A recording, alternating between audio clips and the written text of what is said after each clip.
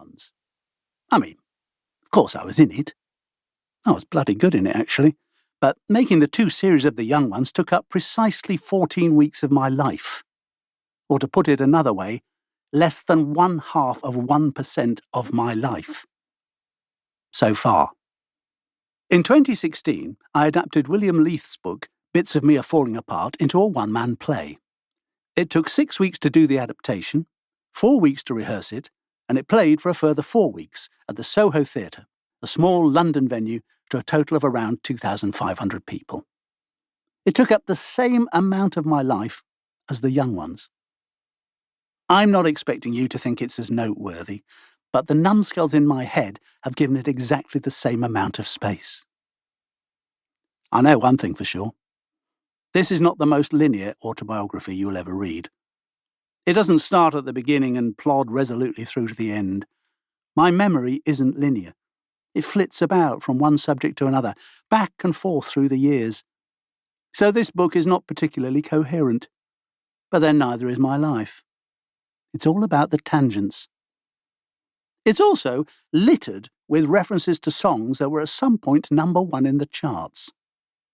Whenever I hear a song, it gives me more context about the time I first heard it than any potted history might do. I can see the colour and the shape of cars, the way people dressed and behaved, and I can feel how people were thinking at the time.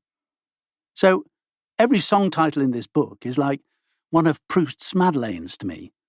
It takes me straight back to where I was and what it felt like.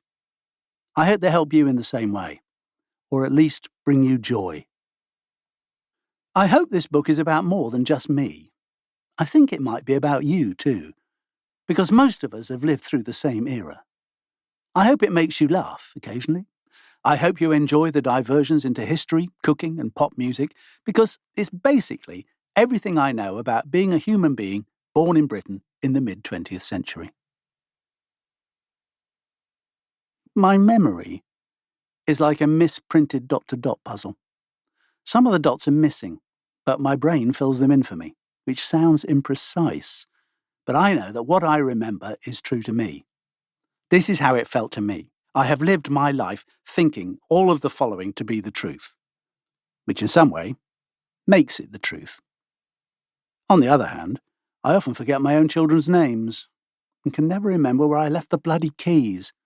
So, good luck and caveat emptor.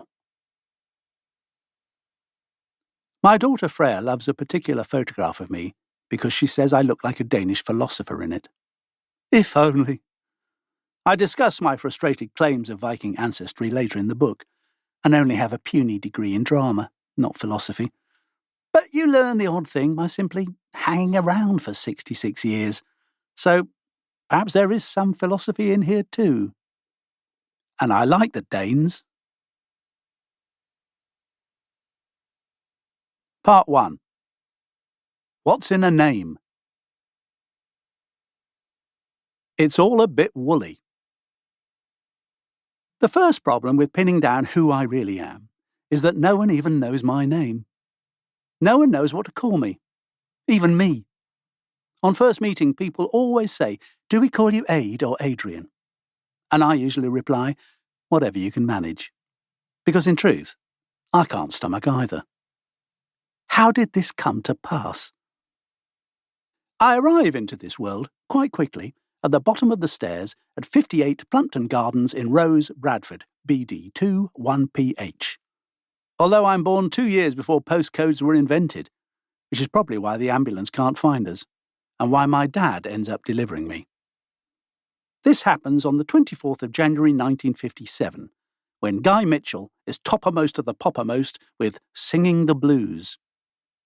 This isn't a conscious memory, of course, and Guy isn't at the birth, even though his face on the single's cover suggests otherwise. Is that joy? Or horror? Or a clever mix of the two? One disguising the other. Everything's fine. This is normal. I still love you. Ah! The horror! The horror! Hide it forever! Never speak of it! It could be the very same expression on my dad's face, because he has no training, no aptitude, and apparently no stomach for it. But it's an emergency, and he's the only one there. Apart from my mum, obviously. And I survive.